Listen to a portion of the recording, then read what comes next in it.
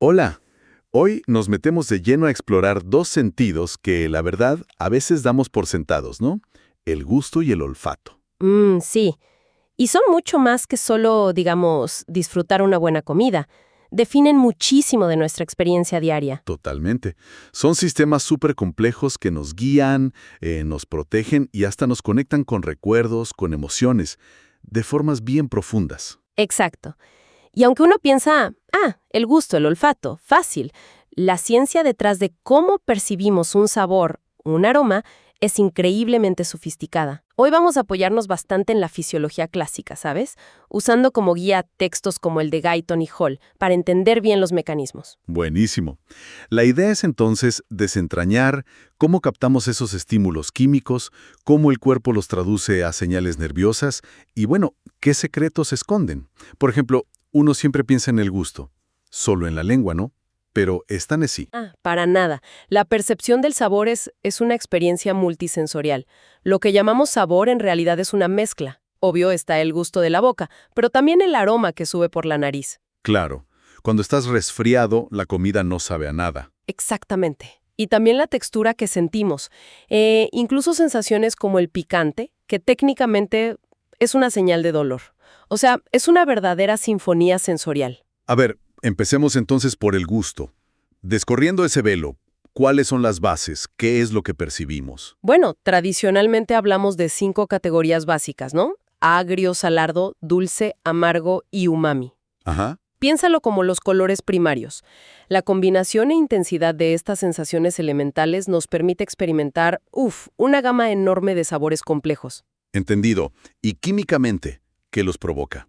¿Hay un patrón o...? El agrio, por ejemplo, lo causan los ácidos. Y la intensidad depende de cuántos iones hidrógeno andan sueltos. Más ácido, más agrio. Pero ojo, no es lineal. Es una relación logarítmica. Ah, mira vos. ¿Y el salado? El salado viene de sales ionizadas, principalmente por el ion sodio. Los cationes, sobre todo el sodio, son los responsables principales. Pero los aniones, los negativos, también meten un poquito su cuchara. Ok. ¿Y el dulce? ¿Es solo azúcar o hay más? Uy, no. El dulce es mucho más variado. Lo pueden disparar un montón de compuestos orgánicos. Azúcares, claro, pero también glicoles, alcoholes, aldehídos, cetonas, hasta algunas proteínas chiquitas. ¿En serio? ¿Proteínas? Sí, y lo más loco es que también algunas sales de metales pesados, como plomo y berilio. Aunque bueno, esas son tóxicas, obviamente. Y lo curioso es que un cambiecito mínimo en la estructura de la molécula puede hacer que algo que era dulce, de repente sepa amargo. ¡Wow! Eso sí que es interesante. Muestra lo específica que es la interacción con los receptores, ¿no? Tal cual, pura química fina a nivel molecular. ¿Y el amargo también es así de variado? Variadísimo. Y súper importante.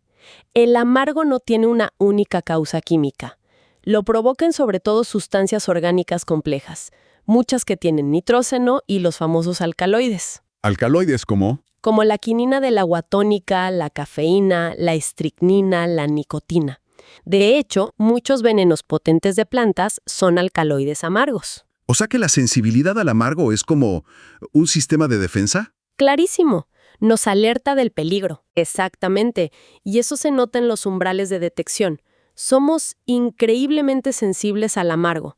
Necesitamos una concentración minúscula de quinina, por ejemplo, para detectarlo. Muchísimo, muchísimo menor que la de sal o azúcar que necesitamos para notarlas. Es un sistema de alerta temprana súper eficaz, entonces. Totalmente. Tiene toda la lógica evolutiva. Bien. Y nos queda el último, el umami. Ese suena como más exótico. Umami, sí. Es una palabra japonesa que viene a significar algo como sabroso o delicioso. Es el sabor típico de alimentos ricos en L-glutamato, que es un aminoácido. ¿Cómo qué alimentos? Pues pensá en caldos de carne, queso curado, tomates bien maduros. Se cree que nos ayuda a identificar y, bueno, a desear alimentos que son ricos en proteínas. Interesante. Y hablando de detectar, ¿todos percibimos los sabores igual? Porque sé que hay gente que dice que no siente ciertos gustos. Es verdad.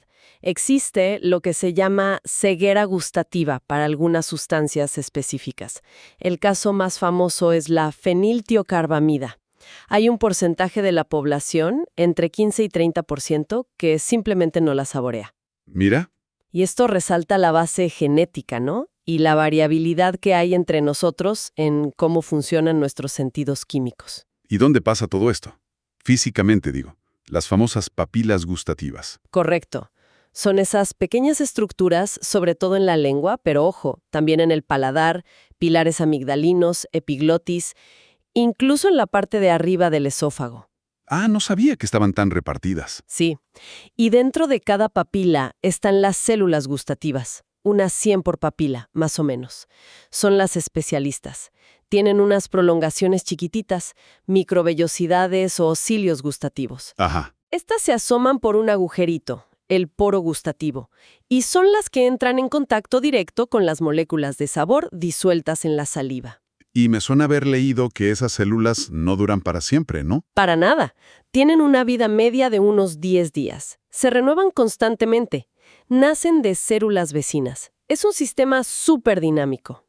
¡Qué loco! Lo que pasa es que, con la edad, este recambio se va haciendo más lento y algunas papilas pueden degenerar. Por eso la percepción del gusto a veces disminuye en personas mayores. Entiendo. Ahora, el momento clave.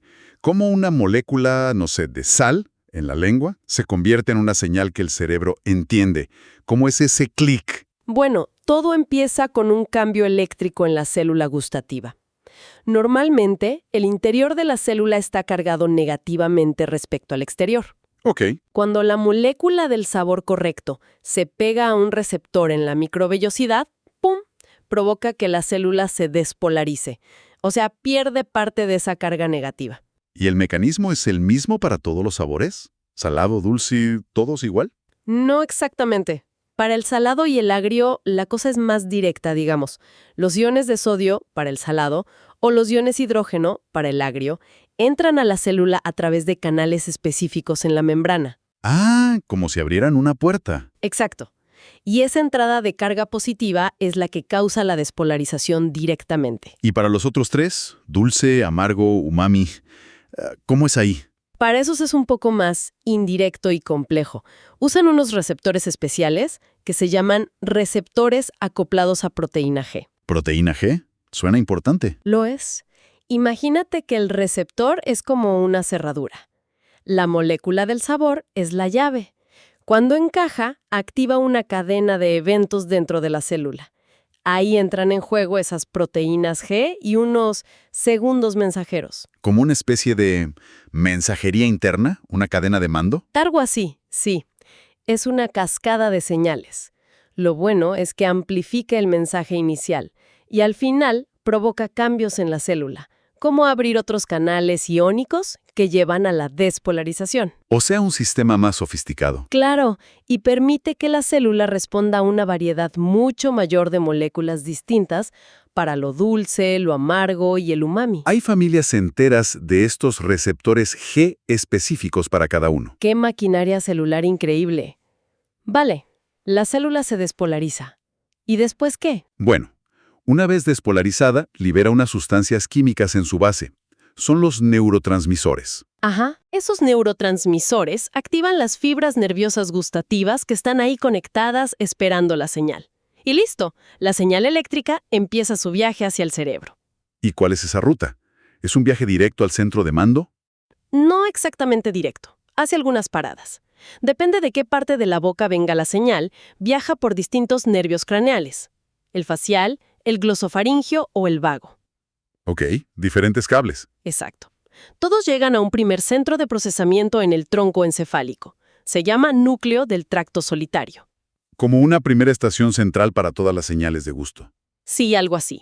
Desde ahí, la información sube a otra estación de relevo clave en el cerebro, el tálamo. El tálamo, ese gran distribuidor de información sensorial. Justamente, y finalmente, desde el tálamo, la señal se proyecta a la corteza gustativa primaria. Es una zona específica en la corteza cerebral, metida en la ínsula y la circunvolución poscentral.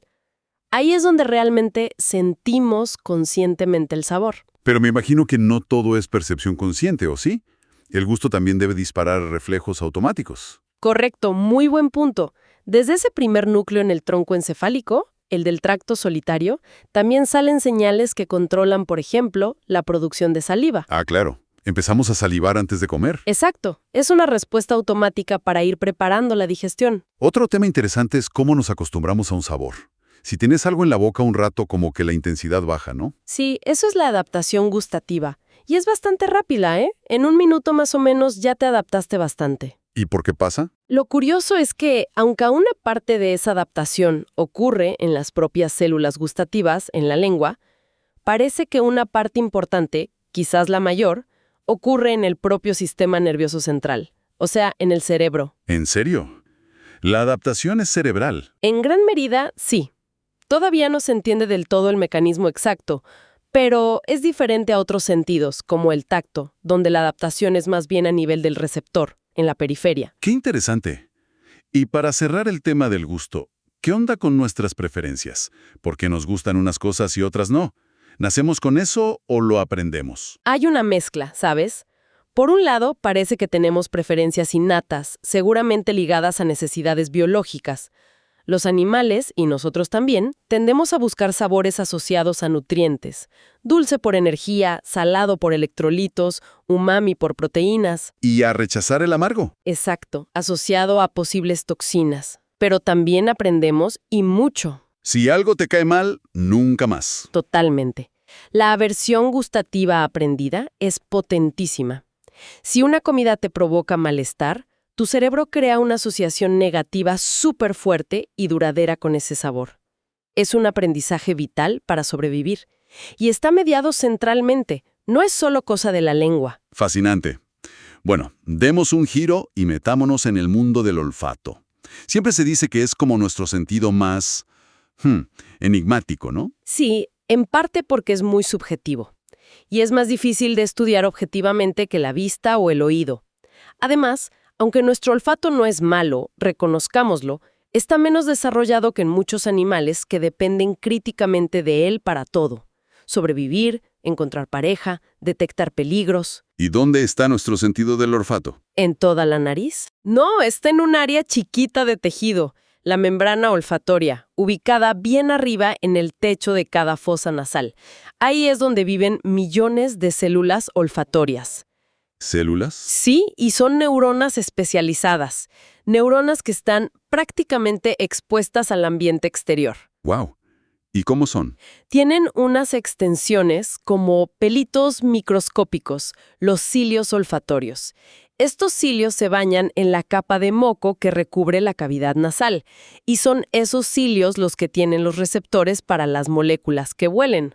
Ok, entonces, ¿la molécula del olor llega volando por el aire? ¿Y qué pasa? Primero, tiene que ser volátil, claro, para llegar flotando.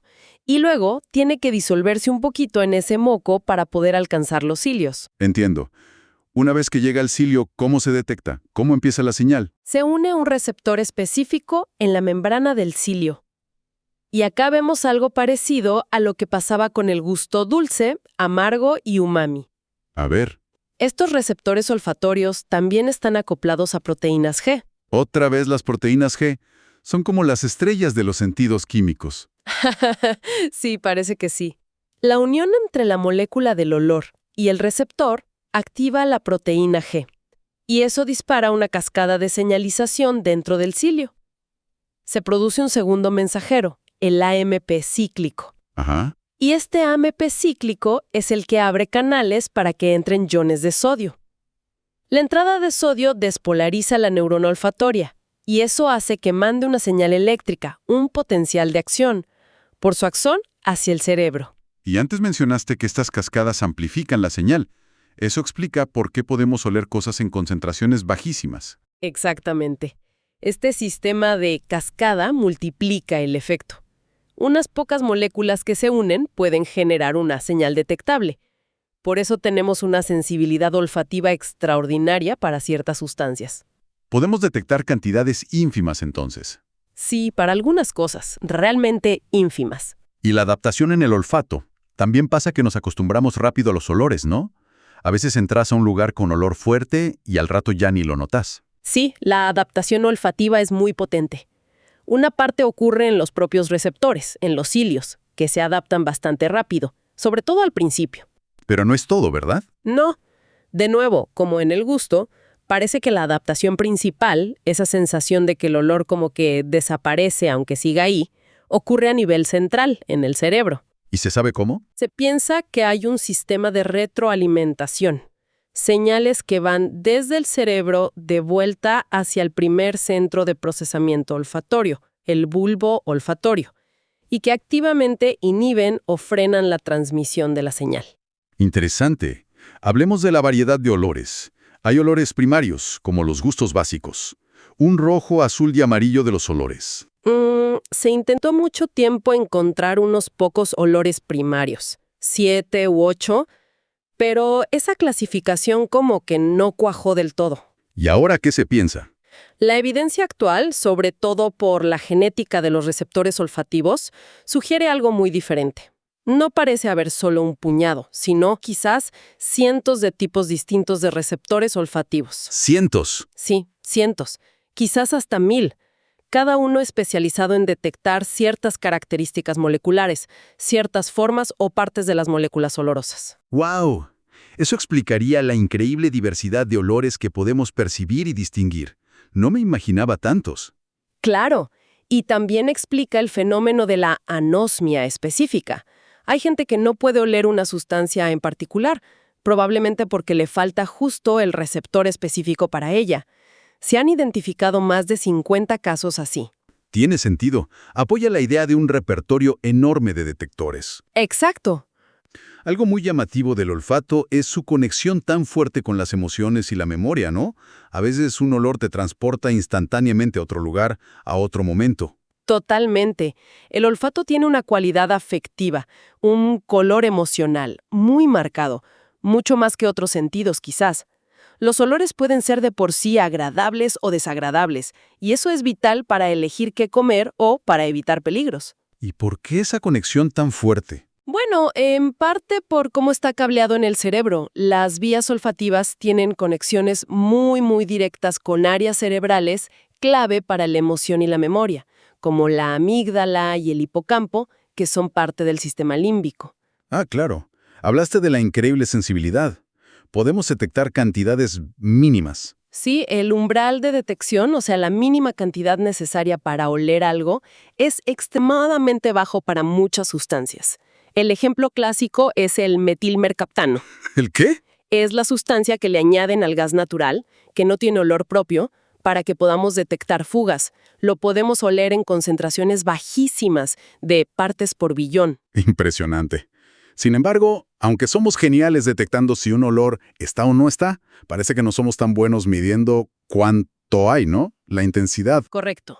Nuestro rango para discriminar diferentes intensidades de un mismo olor es bastante más limitado que, por ejemplo, en la vista o el oído. Una vez que un olor está unas pocas veces por encima del umbral, ya lo percibimos como muy intenso. No distinguimos bien entre bastante intenso y muy intenso. O sea que el olfato está más optimizado para detectar la presencia de algo relevante que para cuantificarlo con precisión. Exacto. Más un detector de sí-no o peligro seguro que un medidor fino. Entendido. ¿Y cómo llega toda esta información olfatoria al cerebro? Mencionaste que las áreas olfatorias son evolutivamente muy antiguas. Sí, el sistema olfatorio es de las partes más viejas del cerebro. Las señales de las células olfatorias, esas neuronas en la nariz, viajan por sus axones hasta el bulbo olfatorio. Es una estructura que está justo encima de la cavidad nasal, debajo del lóbulo frontal del cerebro. Ok, el bulbo olfatorio. ¿Qué pasa ahí dentro? Es un centro de procesamiento crucial. Imagínate, los axones de miles de células olfatorias convergen en unas estructuras redonditas llamadas glomérulos. ¿Glomérulos? Sí. Y parece que cada glomérulo se especializa en procesar información sobre ciertos tipos de características de los olores. Ahí, en los glomérulos, la señal pasa a otras neuronas, las células mitrales y las células en penacho. Vale. Los axones de estas neuronas mitrales y en penacho forman el tracto olfatorio, que es el que lleva la información ya más procesada hacia áreas superiores del cerebro. ¿Y cuáles son esas áreas superiores? ¿A dónde va la señal después del bulbo? Acá es donde se pone particularmente interesante y, como decíamos, diferente a otros sentidos. El tracto olfatorio, al entrar al cerebro, se divide y sigue principalmente dos caminos. ¿Dos rutas distintas para el olor? Sí. Hay una ruta más antigua, a veces llamada primitiva. Va hacia áreas relacionadas con respuestas muy básicas e instintivas al olor. Está conectada con el hipotálamo y partes fundamentales del sistema límbico. Se encarga de reflejos como salivar o respuestas emocionales muy básicas. ¿Viste? Entiendo, la parte más animal, digamos. ¿Y la otra ruta? La otra ruta, la lateral, es más compleja. También tiene partes antiguas y otras más modernas. Una parte importante de esta vía, considerada el sistema antiguo, se dirige directamente a la corteza olfatoria primaria, que está en el lóbulo temporal, y también a estructuras del sistema límbico, como la amígdala y el hipocampo. Espera. Dijiste directamente a la corteza, sin pasar primero por el tálamo como hacen la vista, el oído, el tacto. Exactamente. Esa es una característica única y fascinante del olfato. Una parte importante de la información olfativa llega a la corteza cerebral sin hacer esa parada obligatoria en el tálamo que hacen casi todos los demás sentidos. ¡Guau! ¿Y por qué? ¿Qué implica eso? Bueno, se cree que esta conexión directa con áreas límbicas, amígdala, hipocampo, es clave para el aprendizaje rápido de las preferencias y aversiones a los olores, y para explicar ese vínculo tan fuerte y directo que tiene el olfato con la memoria y la emoción. Eso podría explicar por qué los olores a veces nos pegan tan fuerte y tan rápido, de forma tan visceral. Podría ser, sí. Es una hipótesis muy fuerte. Pero ojo, que también hay una vía más moderna. Ah, ¿sí? ¿Una tercera? No, es parte de esa ruta lateral, pero es una proyección más reciente. Esta sí pasa por el tálamo, por un núcleo específico, antes de llegar a otra área de la corteza órbitofrontal, que está justo encima de las órbitas de los ojos. ¿Y esa para qué sirve? Se piensa que esta ruta está más implicada en el análisis consciente de los olores, en identificarlos, discriminarlos, compararlos, la parte más cognitiva del olfato, digamos. A ver si entendí. Para resumir el viaje olfatorio, una ruta primitiva para reflejos básicos. Luego, una ruta antigua y directa a áreas límbicas, clave para aprendizaje y emoción. Y finalmente, una ruta moderna que sí pasa por el tálamo y llega a otra corteza para el análisis más consciente. Esa es una excelente forma de resumirlo. 3 niveles de procesamiento que reflejan la evolución y las múltiples funciones que tiene el olfato para nosotros. La verdad, fascinante. Hemos recorrido un montón sobre cómo funcionan el gusto y el olfato desde la molécula hasta el cerebro. Son sistemas increíblemente sensibles, complejos, esenciales no solo para disfrutar el mundo, sino para nuestra supervivencia, nuestro bienestar. Sin duda. Nos guían hacia lo nutritivo, nos alertan de peligros, disparan respuestas en nuestro cuerpo y de manera muy especial el olfato se entrelazan con nuestras emociones y nuestros recuerdos más profundos. La forma en que el cerebro interpreta estas señales químicas, cómo se adapta, cómo aprende, es fundamental para cómo interactuamos con todo lo que nos rodea. Y para cerrar, me quedo pensando en eso que comentabas de la ruta olfativa única. Si parte de la información del olor llega tan directamente a la corteza ligada a la emoción y la memoria, saltándose ese filtro inicial del tálamo. Cabe preguntarse, ¿no? ¿Podría ser justamente esa conexión neuronal más directa, más cruda, la razón por la cual los olores parecen tener esa capacidad casi única entre los sentidos para desencadenar recuerdos y emociones de forma tan súbita, tan vívida y a veces tan abrumadora? Es una pregunta potente. Sí, es una ventana a cómo la propia arquitectura de nuestro cerebro, sus caminos y conexiones, moldean nuestra experiencia más íntima y subjetiva del mundo. Da para pensar, ¿verdad?